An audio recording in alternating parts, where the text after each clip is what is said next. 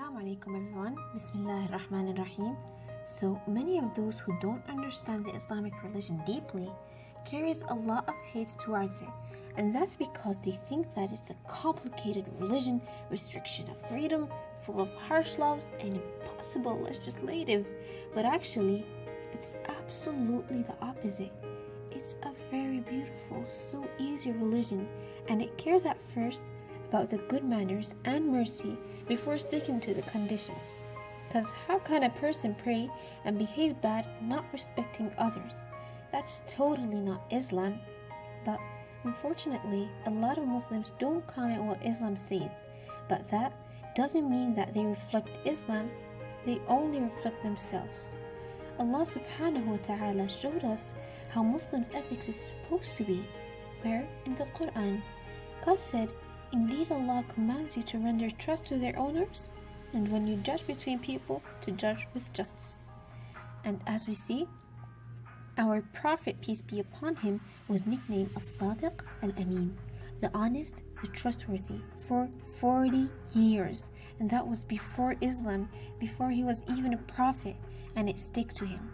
Which means that the first step that made him a prophet and a true Muslim was the honest and the trusty. So the first step for being a Muslim is honesty. Second, parents. Parents have a great place in Islam. They are mentioned in the Quran over 10 times, and there's a lot of ahadiths about them. Abdullah bin Amr bin al-As narrated, a man came to the Apostle of Allah, peace be upon him, and said, "I came to you to take the oath of allegiance to you on immigration, and I left my parents weeping." The Prophet said, "Return to them and make them laugh as you made them weep." Why? And that's because a person won't find success in his life except if his parents are pleased with him. That's what Islam taught us. It also commanded us to be humbled, as Prophet, peace be upon him, said, "Who has in his heart the weight of mustard seed of pride shall not enter paradise." And the best way to achieve humbleness in the heart is containing the sunnah of the messenger, peace be upon him. As a Muslim, God told us, "And do not walk upon the earth proudly. You will never tear the earth apart, and you will never reach the mountains in height." He also said, "Do not turn your face upon others with pride." And this shows us that Islam forbidden flaunting. Our religion induced us visiting patient. Prophet, peace be upon him, said, "Feed the hungry, visit the sick, and release the captive."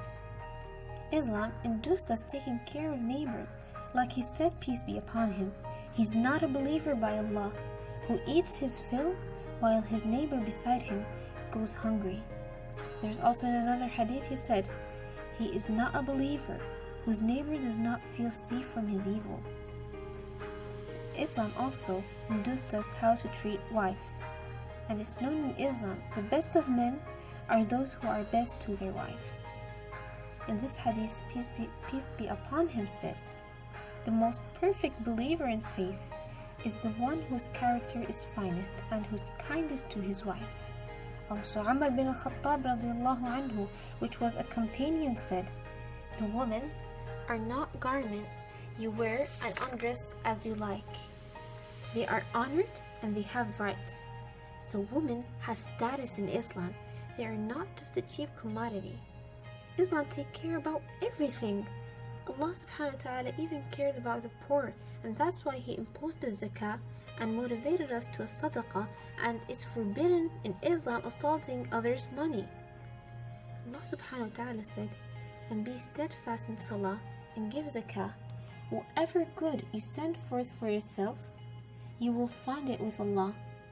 Certainly, Allah is watchful of what you do." He also said, "Let not those who greatly withhold what Allah has given them of His bounty ever think that it's better for them. Rather, it's worse for them." Islam even includes treating to animals. The Prophet, peace be upon him, said, "Fear God in your treatment of animals." So, Islam is the religion of peace and mercy because it's full of respect and love.